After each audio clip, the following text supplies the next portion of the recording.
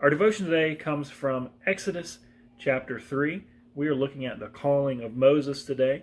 Before we look at it, remember today to be in prayer for the Hypes family.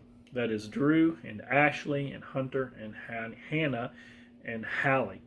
So I'm sure that this chapter is very familiar to most of you, the calling of Moses, where he sees the burning bush and God tells him about this huge, incredible mission that he's sending him on to set the Israelites free from the people of Egypt. Well, it certainly is a familiar passage, but you always read through it and you get new things out of it.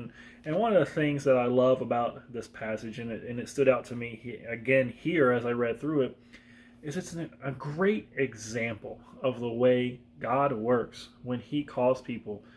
And there's several different just examples of that through this chapter. We see Moses in the beginning. He's out, in the desert with his flock doing his thing, and it really is probably the last place that he expected to have this encounter with God. And yet he sees this burning bush. And for my part, when I see this burning bush, I've come to think of it sort of as an example of how God works, and how God is even going to use Moses, and how God is going to use the Israelites.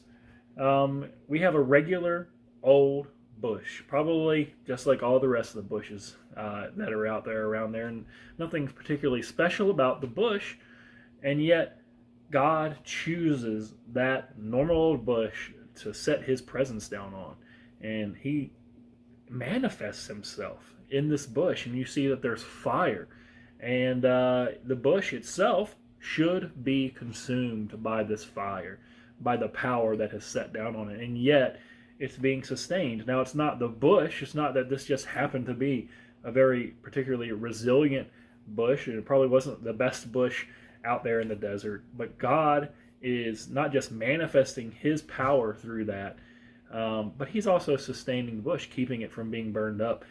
And I think that's exactly what God is going to do through Moses, what God's going to do through the Jewish people, and ultimately what God does through us. And when He's called us to salvation, He wants to be glorified through us.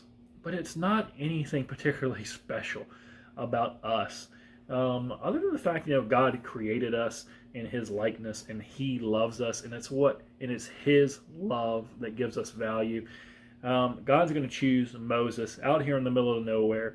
God wants to show His glory through Moses, just like He's showing it through this bush right now, and even the ground around the bush has become holy.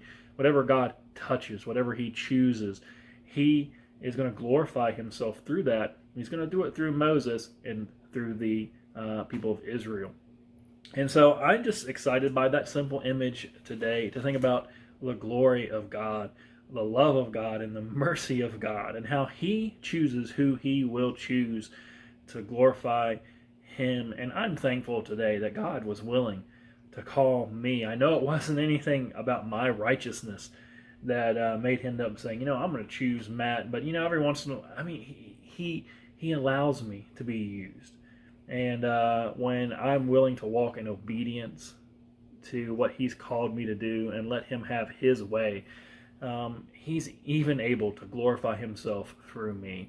And I look at that and I say, dear God, thank you for your mercy and your goodness. And I know that's true for a lot of us today. Listen, if God spoke something to you out of this passage today, leave us a message on Facebook, on YouTube, and minister to one another